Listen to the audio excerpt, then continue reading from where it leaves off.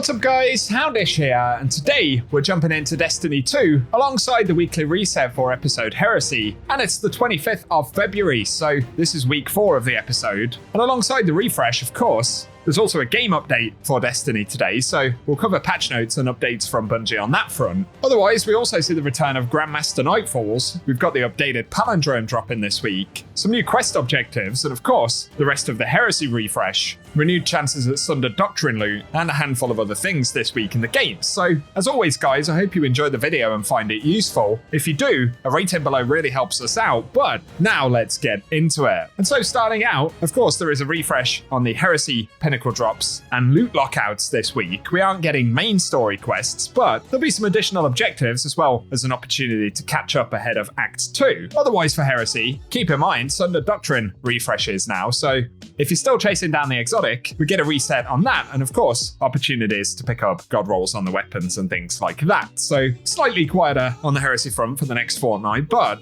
it won't be long till we get new stuff added to the game. One thing that is new this week though is the return of Grandmaster Nightfalls. Bungie have said Hypernet Current will be the first GM in rotation, so let us know how you're feeling about that one. Otherwise, we do see the return of the palindrome this week, and it's got some updated perks for Heresy, as we mentioned in our previous video, if you want a bit of a breakdown of all of the perk rolls, both for palindrome and the other upcoming Nightfall weapons this season, the new Void rocket assisted frame sidearm, and all that stuff. I'll link a video down below. Otherwise, let us know in the comment section if you'll be diving back into Grandmasters with the refresh this week.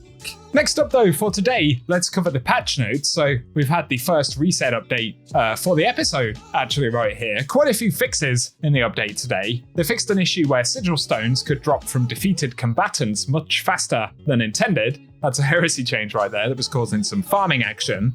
For the Crucible and Trials of Osiris though, they've reduced how much going flawless affects weekly performance-based matchmaking for solo players, so hopefully that'll be an improvement. Also, Lighthouse passages can no longer be reset from the director if a loss has not been recorded on the passage. Plus, they fixed an issue where seasonal and lifetime flawless passage trackers were incorrect, and one where wins were not correctly granting progress points towards ghosts dropping.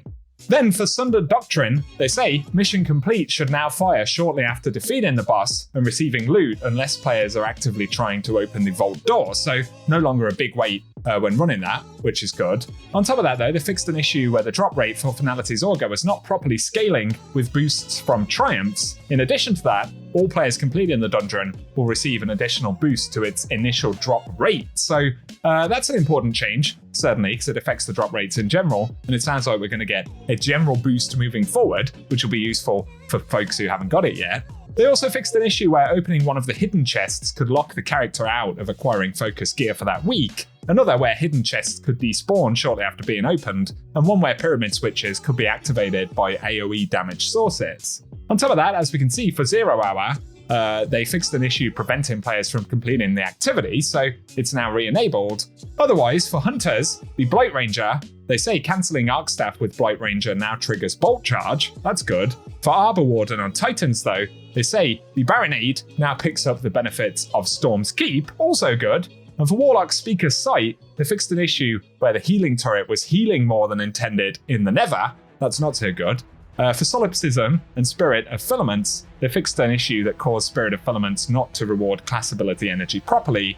And for Spirit of Necrotic, they fixed one where it was granting Devour. So a mixed bag on the Warlock front right there. Then for some exotic weapon things, the Lodestar, they've reduced the damage fall off range when fired from the hip, and they fixed an unintended aim assist disparity between mouse and keyboard and controller when using Lodestar's hip fire, so that's the aim assist issue. For Finality's Augur, they fixed an issue where the turret could linger after swapping to another heavy weapon, and for Baradiad, they fixed a problem causing the particles to not render correctly when impacting phalanx shields. Lastly though, for abilities and the Warlock, they fixed an issue where Ionic Sentry turret damage and kills didn't count as ability damage or kills, and another causing Bolt Charge to discharge when healing an ally with a Rift. For the Hunters, they fixed an issue causing Roman supers to end early when using Ascension, that's nice to have, and for the Artifact, they updated the flashover to no longer provide increased Bolt Charge lightning bolt damage versus players in PvP.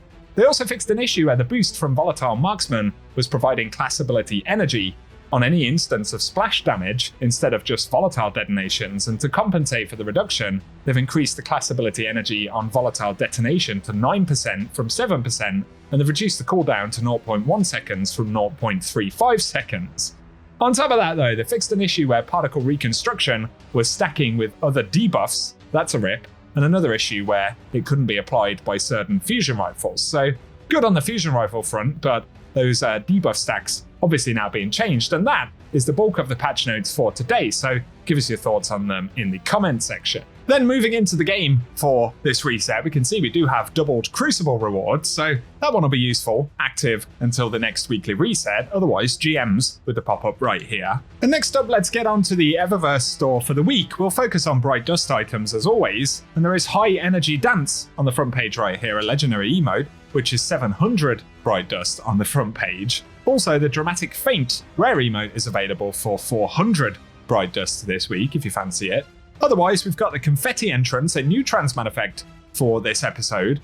These are 450 Bright Dust. That one's certainly pretty bright, so let us know if you'll pick it up. Otherwise, Cursed Azure is one of the featured shaders for the front page. These cost 300 Bright Dust. And additionally, we have the Empirical Imperative up for grabs on the front page as well. But moving to the main Bright Dust section, we've got the Fireteam Picnic exotic multiplayer emote for 4,250 Bright Dust. Plenty of items from back in Revenant dropping in the store at the moment. There's also Awaken the Warmind, a legendary emote here for 700 Bright Dust, which is a pretty cool one from back in the day.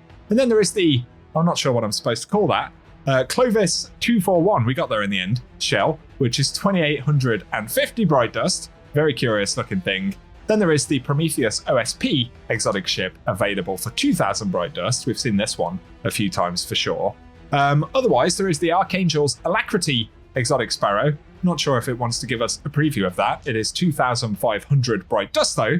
The preview is still not happening, unfortunately. But we do have the Vanaganda, if that's the right way to say it, Galahorn ornament from last episode as well, right here, which is all right, not too shabby. That one's up for 1,250 Bright Dust, and otherwise we have the X marks the spot projection from back in the day, which is 1,500 Bright Dust. But for the final lot of shaders, we have Royal Welcome up first right here. As always, these cost 300 Bright Dust. Also, there is Oiled Gunmetal available, and then we have the Argent Teratorn here as well, so we'll have a quick preview of all of these. Finally though, there is the Royal Protector from back in Echoes, which actually might look alright on certain sets of gear.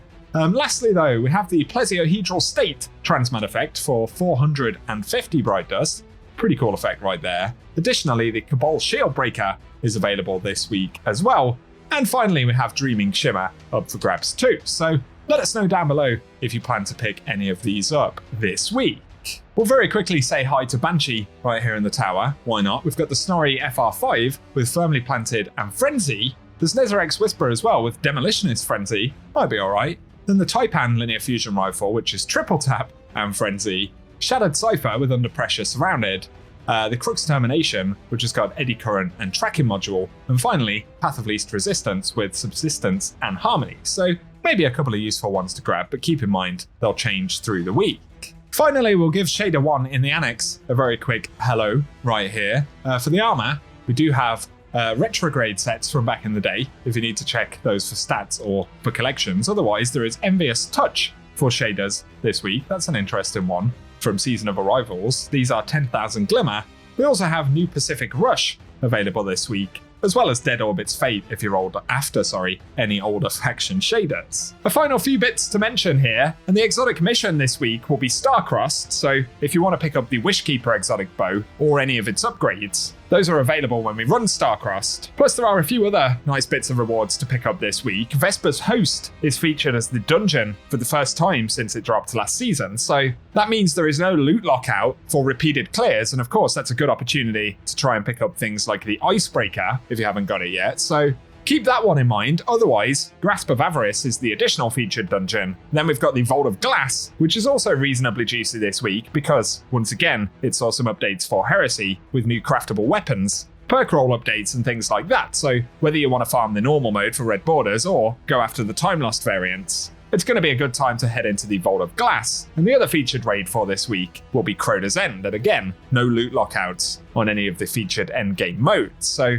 let us know in the comment section if you're looking to get anything done in those. For the Lost Sector rotation though this week, for today, we have Exodus Garden 2A in the Cosmodrome featured, then it'll be Aphelion's Rest in the Dreaming City for February 26th, Chamber of Starlight for the 27th. Then we'll move over to Neomuna on the 28th with Hydroponics Delta, which will be followed by Gilded Precept for the 1st of March. Man, time is flying by. 2nd of March will be Thrillerdrome though, and we'll be back to the Broken Deep in the Pale Heart for March 3rd.